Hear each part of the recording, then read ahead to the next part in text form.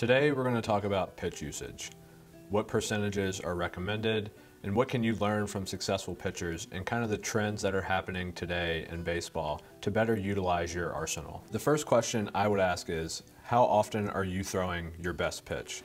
The follow-up to that be, well, how do I identify what my best pitch is?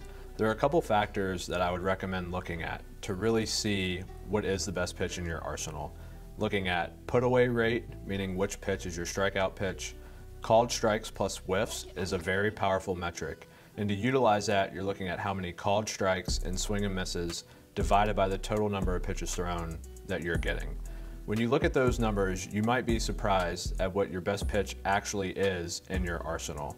From a young age, you're always taught to establish the fastball, make sure that's the primary pitch. And while that's true to a certain extent, you often see that off-speed secondary offerings provide way better data in terms of expected outcomes than fastballs alone.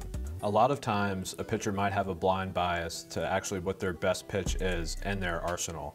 And that's why we like to look through those numbers that are indicative of how well a pitch is performing. Seeing what your whiff rate is on a certain pitch might surprise you because, again, you might have a favoritism towards what pitch you've been working on, what you perceive is good, maybe what your buddy tells you is good, but in actuality, you need to dive further into the data to really see what pitches are the best in your arsenal. Some guys might have an extreme bias towards their fastball, especially with the love of velocity and maybe thinking that this pitch is by far and away the best in their arsenal. But as we'll see as we move through this presentation, more times than not, the fastball is not the best pitch. Over the past 5 or 6 years, there's been a huge trend in terms of not using the fastball in 3-2 counts. So no matter what the old adage is about establishing the fastball and throwing it in pivotal counts, over the past 6 years, fastballs have gone from 56 to 55, 54, 51, and are now down to 49% usage in 3-2 counts. Factoring in that these are the best pitchers on the planet and they're using secondary offerings, maybe it's something that everybody should consider. Take this into consideration. Jacob deGrom is only throwing 32% fastballs in a full count. He has an outlier approach angle, he throws 101. So what are you doing with that approach of challenging a guy in a 3-2 count? To give you an example of how much the game is changing in terms of utilizing off-speed, on July 30th of 2020, the Braves and Rays played a baseball game that exhibited that.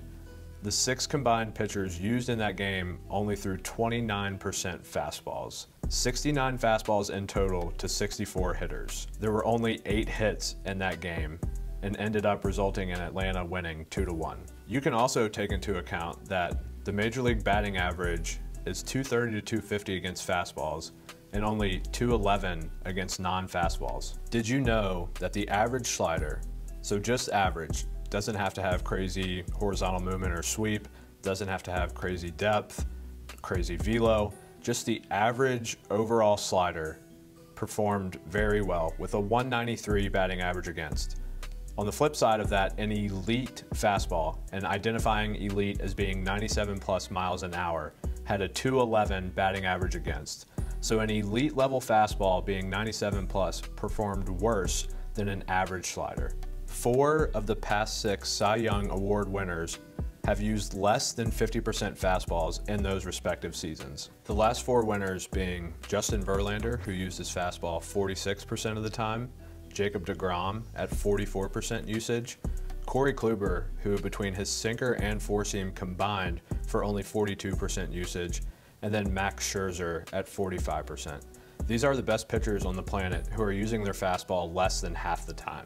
When looking at the potential positive outcomes for a pitch, there are a few things that we should consider. First being a called strike, a swing and miss, and with that swing and miss, is it an end zone whiff or is it a chase? Is the ball put in play as an out, or is it a foul ball for a strike? And when we're thinking about the complexity of how those things transpire, a lot of times with a fastball, we're really kind of limiting our potential positive outcomes. With a fastball, unless it is really elite and has an extreme outlier quality, such as vertical approach angle, really good induced vertical movement, so good carry, or maybe has really good sink, more times than not, it's going to be a really hard thing to get a hitter to chase that pitch out of the zone. Also, having them swing and miss in the zone is going to be difficult. However, with secondary pitches, we do have a higher probability of the hitter chasing out of the zone, and in general, that movement is going to lead to more swings and misses overall, both chase and end zone. With these potential positive outcomes, there still are a few pitchers in the game who can rely on a heavy dosage of fastballs. Some of those guys being Corbin Burnes, who, as we talked about in a prior video, utilizes his sinker and cutter more now. Those are both kind of outlier pitches for him that he utilizes really well. Mariano Rivera, who of course threw an extremely high number of cutters, but that pitch having such great movement and quality deception within it. Colin Poche, who has the highest carry fastball in all of baseball, that he threw at 89%. The thing is, with these outlier pitches, they still are checking all the boxes for potential positive outcomes because they are getting swings and misses. They have the ability to make the hitter chase, and these are all things that are going to lead to great success for these guys. But what about velo changing the game? Velo is nearly everything for probable off-speed success. So when we look at secondary offerings, we see a huge shift with velo for predicting both whiff rate and WOBA. And when we look at inflection points for all types of off-speed pitches, whether that's a slider, curveball, changeup, splitter, etc., velocity is oftentimes the strongest indicator of how that pitch is going to perform. So whether or not you fall in love with velocity, velocity is super applicable and even more so important on off-speed pitches than it is for fastballs. Simply put, the harder you throw your off-speed, regardless of movement, the more probable for success that pitch is. If you look at these graphics that we utilize when doing pitch design sessions and designing a guy's arsenal, you can see how beneficial velocity is.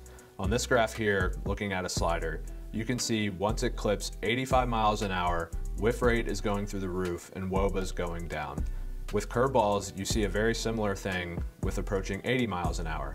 Once you're getting over 80 miles an hour, whiff rate continues to go up with WOBA going down, and these are the indicators for success that we're striving to have. With you guys seeing how important off-speed is, especially in today's game, you also know that velocity is the strongest indicator of performance for those off-speed pitches, which is why velocity training is so important. Ultimately, velocity empowers your entire arsenal, and while you may like to see the flashy numbers with the fastball, again, the data supports such a strong correlation between off-speed velos and success. So when you're training for velocity, it's not just for the fastball, but it's that entire arsenal that's going to greatly boost your performance. An important distinction to make is that we are labeling off-speed as being both sliders and curveballs. We're not going into singularly identifying a slider or curveball simply because it's arbitrary in terms of how they are labeled. You may be throwing a slider that actually moves like a quote-unquote curveball, or maybe throwing a curveball that acts as a slider. So with that in mind, that's why we encourage you to dive through the data points to see what your best pitch is. And that's looking at called strikes plus whiffs divided by pitches thrown, and also just looking at whiff rate per pitch in general. You want to look through those numbers so you're not utilizing bias over what you think is your best pitch, but rather what's backed by the data. Thank you guys for watching this video, and if you found it helpful, please like and subscribe, and we'll see you in the next video.